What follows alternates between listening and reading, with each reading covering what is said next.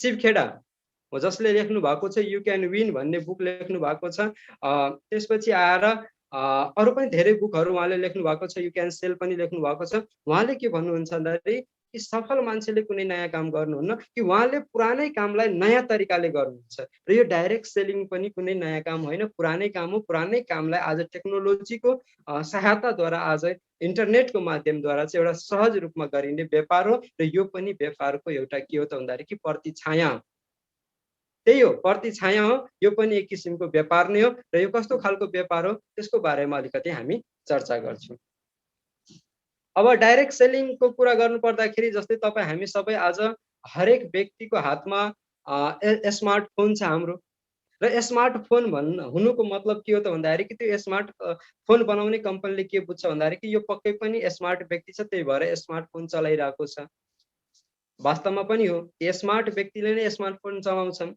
तर आजको डेटमा स्मार्ट व्यक्तिले स्मार्टफोन चलाइरहेको छ भने पहिलाको जमानामा के थियो त भन्दाखेरि कि नोकियाको 11 मोडेल 1200 मोडेल मोबाइल हुन्थ्यो र त्यसमा हामीले यसरी बटन थिचेर हामीले मोबाइल चलाउँथ्यौँ। समय बदलियो, धेरै पनि भएको छैन। यो 10 वर्षमा अहिले हेर्नुहोस् यसरी चलाउने मोबाइल आज यसरी क्यान्डी क्रस गरेर चलाइरहेको छ। समय बदलिसक्यो, कति चेन्जेस भइसक्यो। भनेपछि यो समयको साथसाथमा तपाईँ हामीले पनि आफूलाई बदल्न जरुरी छ। यदि हामीले आफूलाई बदल्न सकेनौँ भने समयले तपाईँ हामीलाई बदलिदिन्छ। सो अब यो नेटको विकास भएसँगै डब्लुडब्लु को कुरा गरौँ। डब्लुडब्लु भनेको त्यो मैले रेस्लिङवाला कुरा गरेको होइन, डब्लुडब्लु डटको कुरा गर्दैछु। डब्लुडब्लु डटको विकास भइसकेपछि के भयो त भन्दाखेरि कि इन्टरनेटको पहिला विकास भयो, इन्टरनेटको विकास भइसकेपछि डब्लुडब्लुको विकास भयो र डब्लुडब्लुको विकास भइसकेपछि हरेक मान्छेले के सोचे त भन्दाखेरि कि आजभन्दा 100 वर्ष अगाडि विकसित देशहरूमा कुनै चिज आइसकेपछि हामी कहाँ आइपुग्नको लागि वर्षौँ लाग्छ, त्यसै पनि 30-40 वर्ष पछाडि हामी हुन्छौँ। भनेपछि आजभन्दा 100-150 वर्ष पहिले जब डब्लुडब्लुको विकास भयो, विकास भइसकेपछि के भयो त भन्दाखेरि कि अब नेटको माध्यमबाट चाहिँ हामीले के गर्नुपर्छ त भन्दाखेरि कि व्यवसाय गर्नुपर्छ भनेर केही व्यक्तिहरूले आजभन्दा त्यतिखेर केही व्यक्तिहरू तपाईँ हामी जस्तै जान्ने बुझ्ने मान्छेहरूले के गरे त भन्दाखेरि कि पैसा भएको व्यक्तिहरूले अब उनीहरूले के भने त भन्दाखेरि कि अब हामी एउटा स्टोर खोल्नुपर्छ। इक्जाम्पलको लागि दराज जस्तै, हाम्रो बजार.com जस्तै, यस्तै दराजले खोले जस्तै अलिबाबा.com, एमाजोन.com यस्तै खालका हामी एउटा स्टोर खोलौँ भनेर 10 जना जति व्यक्तिको समूहले के गरे त भन्दाखेरि करोडौँ रुपियाँ लगाएर, ध्यान दिनुहोस्, करोडौँ रुपियाँ लगाएर त्यो समयमा उहाँहरूले एउटा स्टोर खोल्नुभयो र स्टोर खोलिसकेपछि सारा सामानहरू त्यहाँ राखियो, ठुलो डिपार्टमेन्टल स्टोर जस्तो, र अनलाइनमा उहाँहरूले एउटा पोर्टल बनाउनु भयो डब्लुडब्लु डट, आजको डेटमा हाम्रो कम्पनीको नाम भन्नुपर्दाखेरि myvestige.com छ नि, www.myvestige.com। त्यसरी नै उहाँहरूले त्यतिखेर, यो त 16-17 वर्ष पहिले हो, तर 100-150 वर्ष पहिले जतिखेर नेटको सुरुवात विकास भएको थियो त्यतिखेर केही व्यक्तिले नेटको माध्यमबाट चाहिँ व्यापार गर्नुपर्छ भन्ने हिसाबले के गरे त भन्दाखेरि सुरुवात गरे र सुरुवात गरिसकेपछि अहिले तपाईँ हामी जान्छौँ फेसबुकमा कति धेरै विज्ञापन आउँछ स्टोरहरूको, के हरेक प्रोडक्टको आउँछ विज्ञापन, र विज्ञापन आइसकेपछि हामी हेर्न त सबै हेर्छौँ तर कतिवटा किन्छौँ?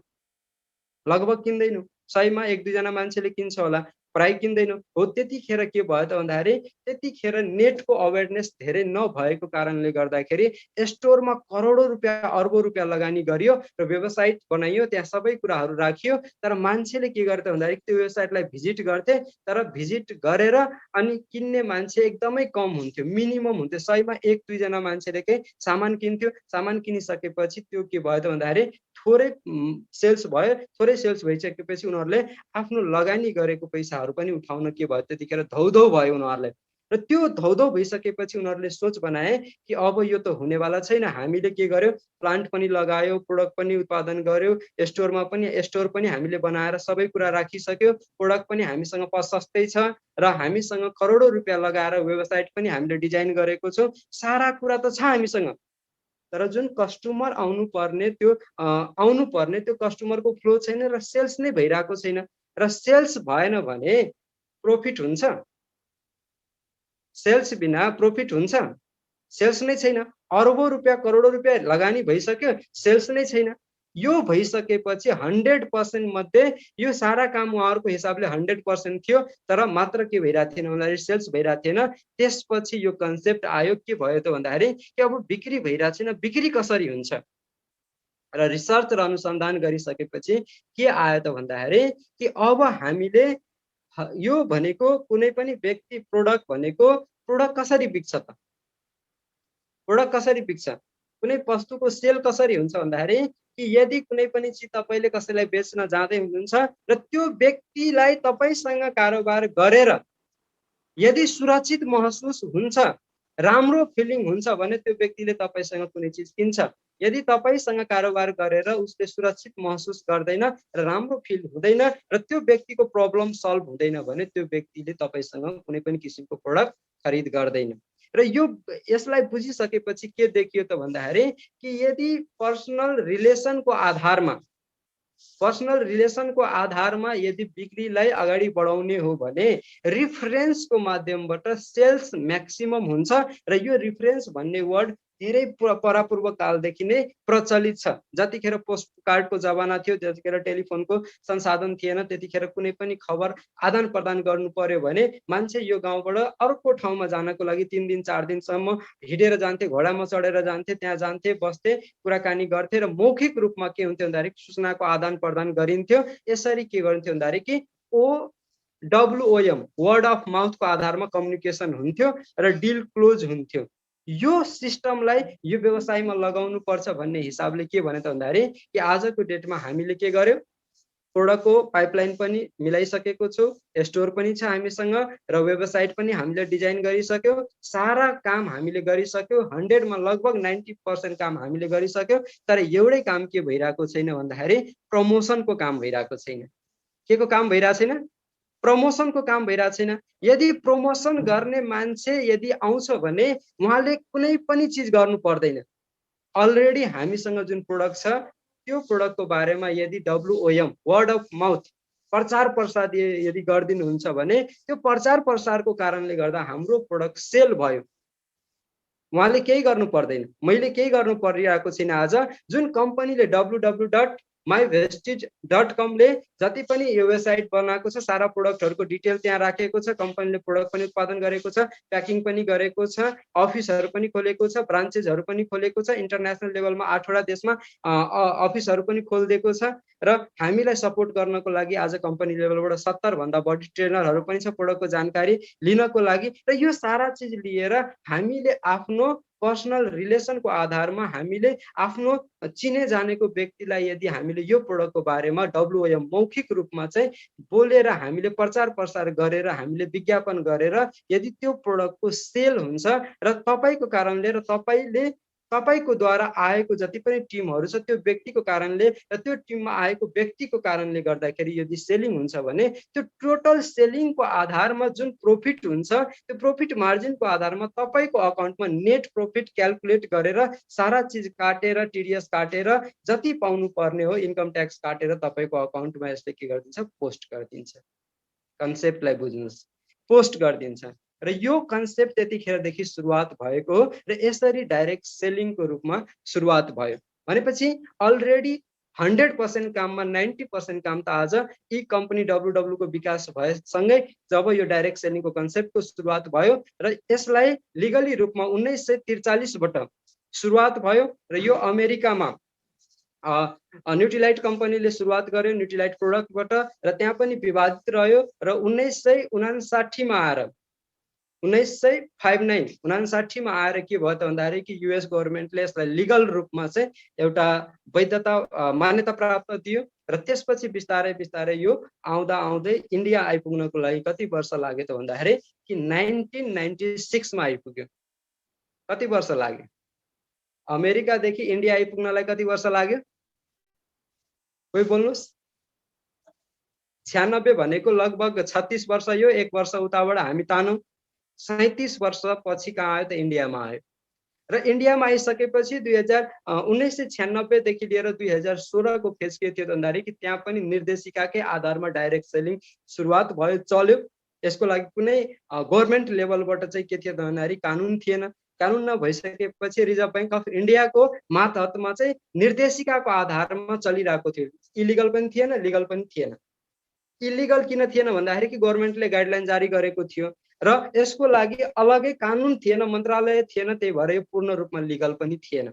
2016मा आएर के भयो त भन्दाखेरि कि इन्डियामा चाहिँ डाइरेक्ट सेलिङ एसोसिएसन मतलब यसको लागि छुट्टै एउटा मन्त्रालय नै गठन गरियो र आजको डेटमा केही समय पहिलेसम्म रामविलास पासवानले हेर्नुहुन्थ्यो, उहाँ भित्र गइसक्नुभयो र 2016 देखि वैधता प्राप्त भइसकेपछि 30 वर्ष जुन 37 वर्षमा जति ग्रोथ भएको थिएन डाइरेक्ट सेलिङ इन्डस्ट्रीमा, गएको 37 वर्षमा त्यति ग्रोथ मात्र यो 4-5 वर्षमा त्यो भन्दा धेरै ग्रोथ 10 टाइम्स बढी ग्रोथ मात्र यो 4 देखि 5 वर्षमा भएको छ जब लिगल रूपमा आयो। र त्यसरी नै नेपालमा पनि यो व्यवसाय र यो इन्डस्ट्री डाइरेक्ट सेलिङको कुरा हामीले गरिरहेको छौँ। यो डाइरेक्ट सेलिङ के भयो त भन्दाखेरि 2058 देखि नै फाटाफुट्टा रूपमा बजारमा विभिन्न कम्पनीको रूपमा आए गए र 2012 मा के भयो त भन्दाखेरि कि यहाँ पनि के थियो त भन्दाखेरि कि पूर्ण रूपमा चाहिँ गाइडलाइन्स निर्देशिकाको आधारमा चलिरहेको थियो, न लिगल थियो न इलिगल थियो, त्यही थियो। जतिखेर कमरेड प्रचण्डजीले, म कुनै पार्टीमा छुइनँ तर इक्जाम्पलको लागि बताउँछु कि उहाँले हतियार उठाउनुभयो युद्ध गर्नको लागि, त्यतिखेर गभर्मेन्ट मतलब सरकारमा जो थियो त्यसको अपोजिटमा हुनुहुन्थ्यो र त्यो हतियार उठाउनु के थियो भन्दाखेरि कि राष्ट्रको लागि इलिगल काम थियो। तर जब वार्ता भयो तब त्यसपछि उहाँ प्रधानमन्त्री बन्नुभयो, त्यसपछि के थियो? लिगल थियो। भनेपछि कुनै पनि चिजको लागि कानुन नबनेसम्म इलिगल हुन्छ, कानुन बनिसकेपछि त्यो चिज के हुन्छ भन्दाखेरि कि लिगल हुन्छ। त्यो बीचको पिरियड के थियो त भन्दाखेरि निर्देशिकाको आधारमै चलिरहेको थियो। नेपालमा पनि त्यही सिचुएसन थियो, निर्देशिकाको आधारमा डाइरेक्ट सेलिङ चलिरहेको थियो र यो डाइरेक्ट सेलिङको नाममा के थियो भन्दाखेरि नेटवर्क मार्केटिङ, एमएलएम बिजनेस र धमिलो पानीमा माछा मार्ने प्रचलन बढेको कारणले गर्दाखेरि के त भयो त भन्दाखेरि कि यो मनी रोटेसन कम्पनीहरू भयो। मनी रोटेसन कम्पनीहरूको कारणले गर्दाखेरि डाइरेक्ट सेलिङको बदनाम भयो र उस्ताउस्तैको कारणले गर्दाखेरि यो हाम्रो कम्पनी वेस्टिज 2008 मा नेपालमा आएको थियो। 9 देखि यसले आफ्नो ओपनिङहरू सुरुवात गरेर काम गर्यो। 2012 मा जब सबै कम्पनीहरू बन्द भए, यस्तै उस्तै खालको प्रकृतिको व्यवसाय भएको कारणले गर्दा निर्देशिका नै खारिज भइसकेपछि हाम्रो कम्पनीले पनि कारोबार बन्द गर्यो र त्यसपछि 12 देखि लिएर 17 सम्मको यो 5 वर्षको समय भनेको एउटा यो डाइरेक्ट सेलिङ व्यवसायमा काम गर्ने व्यक्तिहरूको लागि के थियो त भन्दाखेरि ब्ल्याक डे थियो।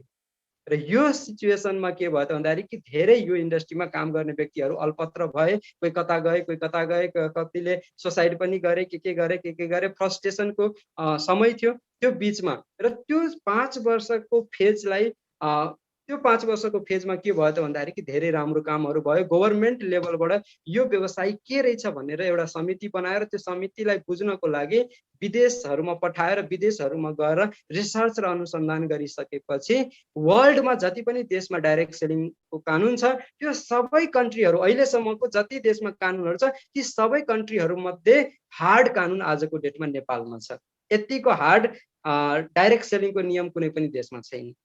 सबभन्दा हार्ड कानुन नेपालमा लागू भएको छ, जसको कारणले गर्दाखेरि तपाईँ हामी जस्तो व्यक्ति यदि यो इन्डस्ट्रीमा क्यारियर बनाउन चाहन्छौँ भने तपाईँ हाम्रो क्यारियर अबको दिनमा के छ सुरक्षित छ। र यो कहिले भयो त भन्दाखेरि कि संसदबाट 2074 को ऐन र 2076 मा नियमावली पास भयो र यो सब भइसकेपछि विधिवत रूपमा चाहिँ केही समय पहिलेदेखि हाम्रो कम्पनी लगायत अरू कम्पनीहरूले चाहिँ डाइरेक्ट सेलिङ व्यवसायकै रूपमा चाहिँ मान्यता प्राप्त गरे कि अब डाइरेक्ट सेलिङ बिजनेसको रूपमा काम गर्न पाउनुहुन्छ भनेर लाइसेन्स दियो र जसमध्ये हाम्रो कम्पनीले पनि लाइसेन्स पायो र अहिले हामीले चाहिँ लिगली रूपमा चाहिँ डाइरेक्ट सेलिङ बिजनेस गर्दैछौँ। अब डाइरेक्ट सेलिङ भनेको के हो? डाइरेक्ट भनेको के हो? सिधा। र डाइरेक्ट सेलिङ भनेको के हो? व्यापार। व्हाट्सएप इक्जाम्पल, व्हाट्सएपमा तपाईँ एउटा मोबाइल नम्बर हाल्नुहुन्छ र मोबाइल नम्बर लगइन हुने बित्तिकै के भयो त भन्दाखेरि कि व्हाट्सएपसँग तपाईँ डाइरेक्ट जोडिनुभयो। एउटा मोबाइल नम्बरको कारणले गर्दाखेरि डाइरेक्ट भयो नि त। फेसबुकमा तपाईँ आफ्नो लगइन गर्नुहुन्छ, लगइन गर्ने बित्तिकै तपाईँ फेसबुकसँग डाइरेक्ट जोडिनुहुन्छ। हो त्यसरी नै आजको डेटमा तपाईँले यहाँ पनि एउटा फर्म भरिसकेपछि तपाईँले आफ्नो मोबाइल नम्बर, इमेल नम्बर सारा डिटेल दिनुहुन्छ, कम्पनीसँग तपाईँ डाइरेक्ट जोडिनुहुन्छ। कम्पनीले तपाईँलाई आइडी, युजर आइडी र पासवर्ड दिन्छ, कम्पनीसँग तपाईँ डाइरेक्ट जोडिनुहुन्छ। आजको डेटमा यो मिटिङमा हुनुहुन्छ तपाईँ, तपाईँ कोही चाहनुहुन्छ अब यो कम्पनीमा रजिस्टर भइसकेपछि कम्पनीसँग तपाईँ रजिस्टर बन्नुहुन्छ र तपाईँलाई एउटा साबुन चाहियो भने पनि तपाईँले कम्पनीसँग खरिद गर्नुहुन्छ, हामीसँग होइन। कम्पनीले तपाईँलाई भ्याट बिल काटेर 13% ट्याक्स तिरेको भ्याट बिल सहितको बिल तपाईँको नाममा इस्यु गर्छ।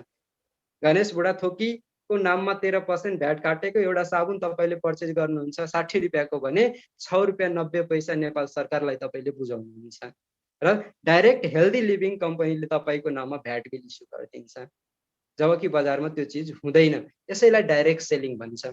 र यो डाइरेक्ट सेलिङको बेसमा आजको डेटमा Vestige marketing private limited company सन् 2004 मा सुरुवात भएको कम्पनी, जुन कम्पनीले अब यो जुन 2 तारिकमा 17 वर्ष पुरा गर्छ, 16 वर्ष कम्प्लिट गरेर अहिले बढी टाइम भइसक्यो, यो जुनमा 17 वर्ष कम्प्लिट हुन्छ, अहिले 16 वर्षको रनिङमा चलिरहेको छ। भनेपछि 17 वर्ष भनिन्छ कुनै पनि बच्चा हुर्किनलाई बढ्नलाई कति वर्ष लाग्छ? 5 वर्ष। 5 वर्षको फेजमा के हुन्छ? निमोनिया हुन्छ, रुगा लाग्छ, खोकी लाग्छ र अलिकति विभिन्न रोगको कारणले गर्दाखेरि त्यो बीचमा के हुन्छ भने बच्चाहरू बढी अलिकति जोखिममा हुन्छ। 5 वर्ष कटिसकेपछि के हुन्छ भन्दाखेरि जब 12-11 कटेपछि के हुन्छ?